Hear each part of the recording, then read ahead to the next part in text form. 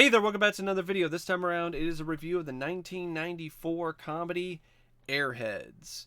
The amps are on, but nobody's home. Now, this is one of those films that I honestly love. I think this film is great. It's one of those movies that the more times I watch it, the more I love it. It's not perfect. I think it doesn't 100% live up to its full potential. That being said, it is a blast.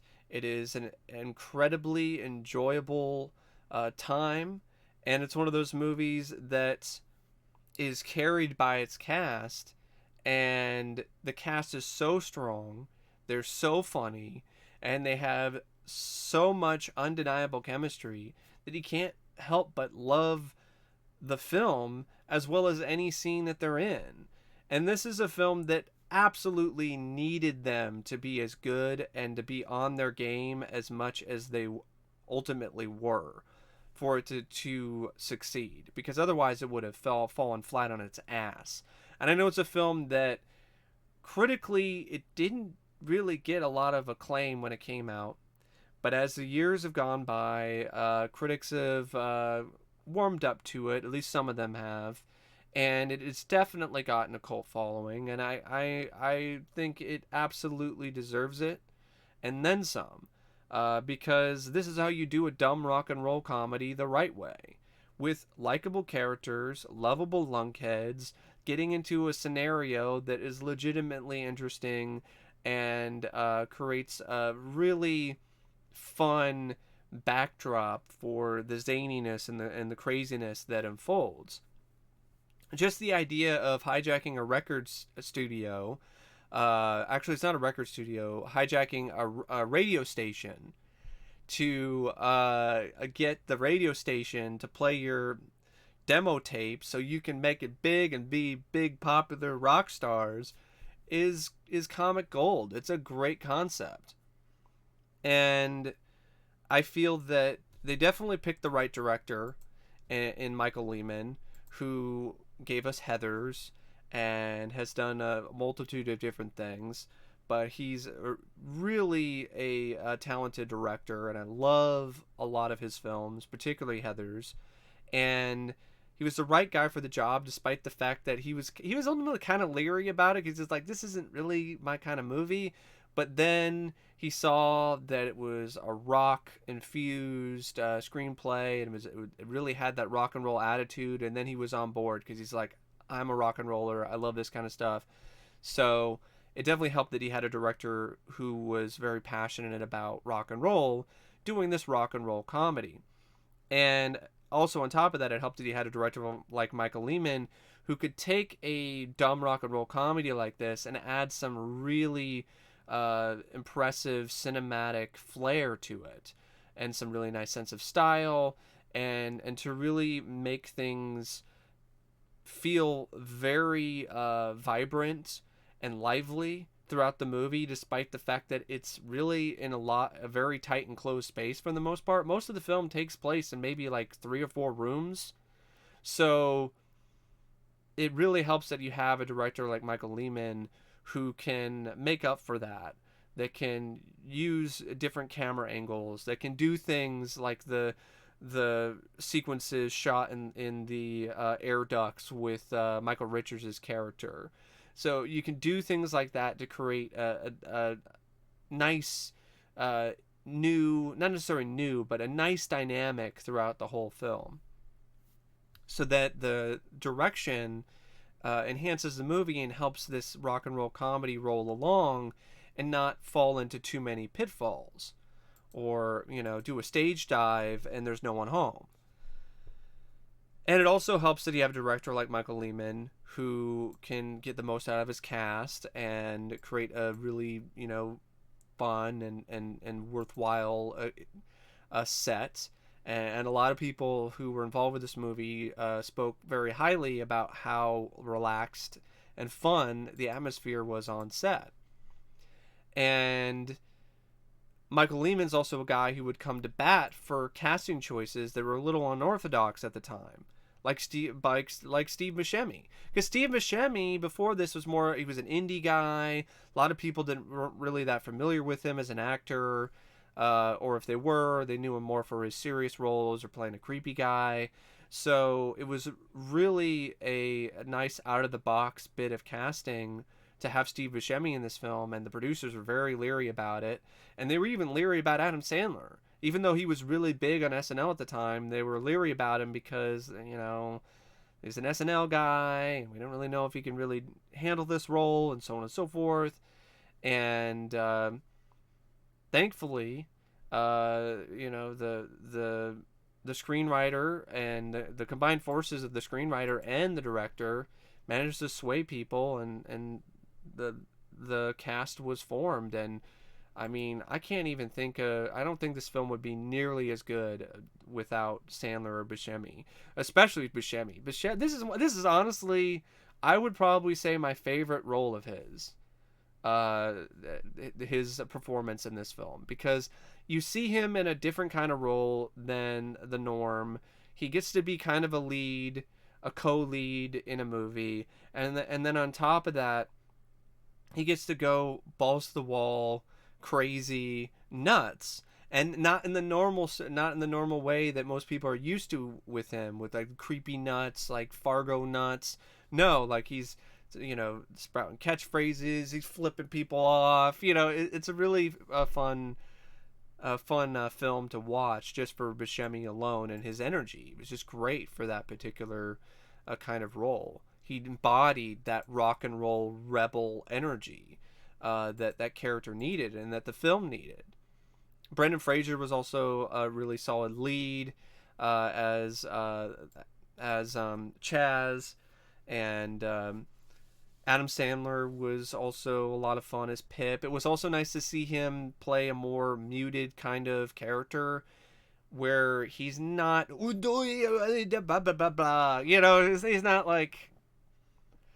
he's not making too many faces and funny noises and shit. And this is also a time when Adam actually gave a shit, so he's not showing up like he's a zombie either. So it was fun to see Adam in this kind of role, because you normally don't see Adam play these kind of characters either, and I thought he did a good job with that. Especially this shy, reserved, not very confident kind of character, the complete opposite of the kind of role that he would do countless of times when he was just phoning it in as an actor. Some of my favorite scenes in this movie are just the pep talk sequences with Buscemi, with his character Rex, trying to give Pip a pep talk about, hey, you need to be a little bit more hard when you're talking to the hostages. And he's just having a hard time, and then eventually Pip eventually catches on, and it's hilarious. But yeah, really quite a wonderful cast, and it's not just the three leads that are good. I mean, you have Joe Mantegna as Ian the Shark. You got Michael McKean as a absolute pile of dick cheese, and Milo Jackson. You also have Chris Farley, who has a bit role. Improvise. It's just really fun to see Chris. I miss him so much, and he was just such a ball of energy that even in a very small role, he made an impact, and a pretty sizable one. You also had Ernie Hudson, Judd Nelson, Amy Locane as Kayla, Chaz's girlfriend, Nina Siemaszko as Susie, kind of airhead, dizzy sort of blonde character, but she had like one of the best lines of dialogue in the entire movie, where all those blowjobs for nothing. Marshall Bell, he was in this as Carl Mace. Reggie Cathy, he's been in a lot of things. He was in the film as Marcus, one of the co-workers at the station who gets taken hostage. Of course, you had Michael Richards, who plays essentially a a take on John McClane from Die Hard, but a comedic version of it. And this is pre the whole racist tirade and everything. So that being said, I still have to say I did get a kick out of Michael Richards' his performance and his character in this movie, especially how is it the comedic take on the Die Hard stuff in the vents, and it was a really clever idea, and it really helped. It really helped the film have a different sort of feel to it when it would cut away from the main three, and it would go to this bit of slapstick, not necessarily slapstick, physical comedy by Michael Richards in The Ducks. You also had David Arquette, who played this dumb stoner type kind of character, and he was honestly almost unrecognizable to me, because it was just one of those roles where I'm not used to seeing him play that kind of role, so I kind of had to do a little bit of a double take, but he pulled it off. Definitely did a good job, and it didn't seem like he was trying too hard to be that character either, with the faces and like, dude, I'm a stoner, bro. It didn't really feel like he was doing that too much. So he kind of played the role more like an even more stone Pauly Shore, kind of that sort of vibe, which worked for the character. It also helped that the character wasn't in the film that much, so there wasn't any moments where it was like, oh god, this guy, can we stop going to this guy? He's really starting to get annoying. It's a one-note joke. And you even had Harold Ramis, who had a cameo. It was a really memorable cameo too, as this undercover cop who tries to trick the band into thinking that he's a record executive, and they ask him all these questions, and hilarity ensues as he digs a hole deeper and deeper until they realize he's a cop. Yeah, really nice cast, and a very diverse cast in terms of different sort of personalities and different kind of character actors, which is honestly kind of surprising for a film like this. I mean, just so many really talented cast members.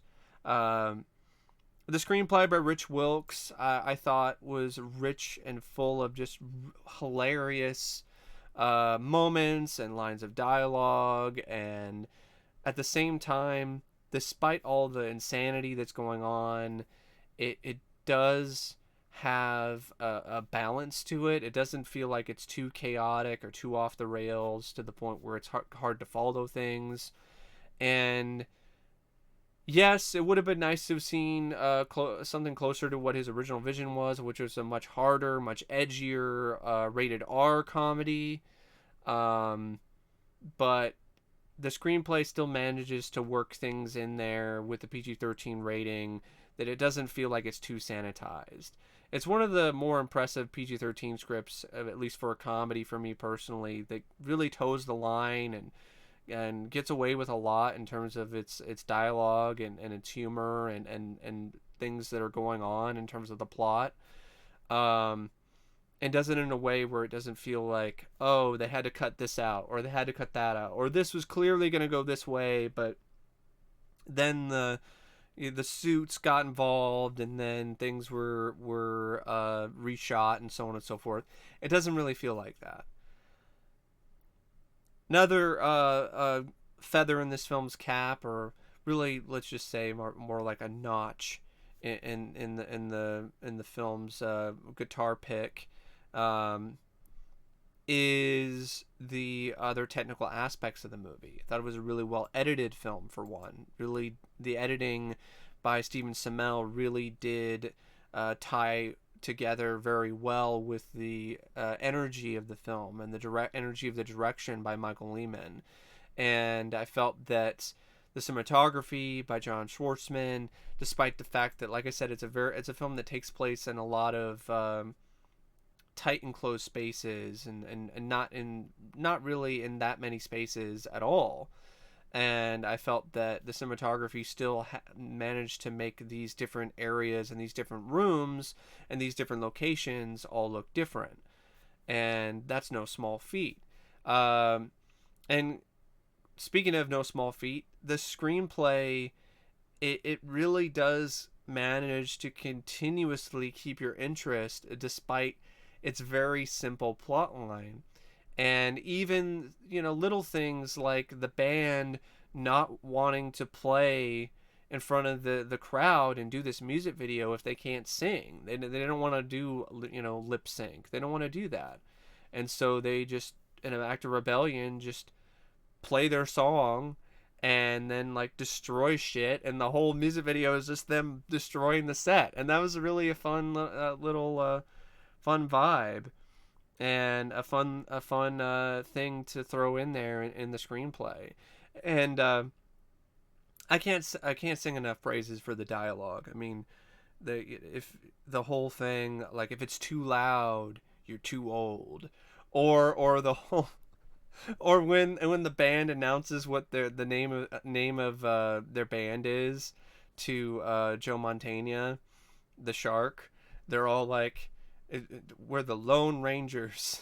And he's like, what? He does what everyone in the audience is thinking at that moment. They're like, what? It was like, the Lone Rangers? Are you sure about that? There's three of you. I mean, you're not exactly lone. And there's the whole setup of the hostage situation. They're holding people hostage with squirt guns that have hot sauce in them. So even that is pretty funny when you think about it. And it's one of those films that things still work out in the end. Like, they get their record contract, and they have a hit song that they play live in prison, and they got to live their dream. And once they get out of prison, they're gonna go on tour. And this is honestly, I would have loved to. This is the kind of band that, okay, I would have seen the Lone Rangers. I would have loved to have seen the Lone Rangers live and in person. Excuse me. But yeah, it's one of those films that it is dumb, but it's dumb done right. And it's something that I think a lot of comedies nowadays really could take a page from, and a lot of comedies could learn from this movie in terms of how to do a dumb comedy the right way. And it starts with the characters.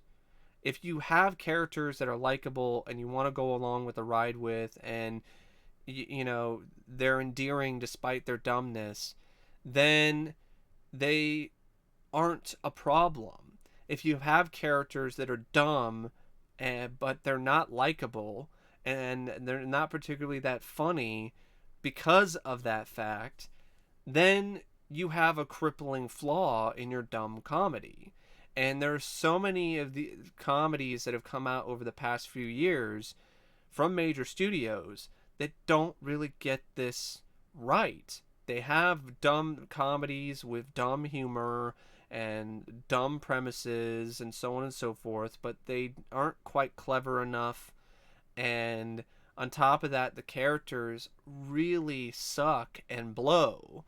And as a result, they're hard to watch and they're hard to sit through because they're not funny enough in terms of, or clever enough in terms of their writing to make up for the crippling flaw that is these unlikable characters.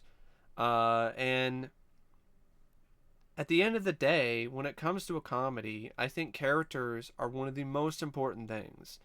The comedy is one thing, but if you don't have characters that are likable enough, that really do have things or elements about their characterization that makes you latch onto them in some way, then you don't have a very funny comedy, because everything feels hollow and empty, and the laughs don't feel like they're earned. So, yeah, I don't really know what else to say about the movie. Oh, yeah, I wanted to mention Carter Burwell's score, because that's a big surprise. Carter Burwell is known for his work in Fargo and other movies like that. He's not really known for scoring comedies, and I thought he did a good job. It was really a quite surprising choice, and it worked. And I honestly thought it wasn't going to work, considering what Carter Burwell's usual, normal repertoire is, or his style of music, or the kind of films that he scored have been in the past and now, which just shows you how talented of a composer he is. And at the same time, I shouldn't have been too surprised, because there are so many different aspects and parts of this movie when it comes to the casting, when it comes to the director, that are unorthodox, and they work. So I shouldn't have been that surprised that ultimately that would pan out as well. Anyway, I don't know what else to say about the film, except I think it's awesome. I think it rocks, and I think it's an absolute hilarious blast and a really good time. And I would highly recommend it if you haven't seen it. And if you have seen it and it's been a long time and you don't remember that much about it, I also recommend you giving it another watch, because it's just one of those movies that really is a lot of fun.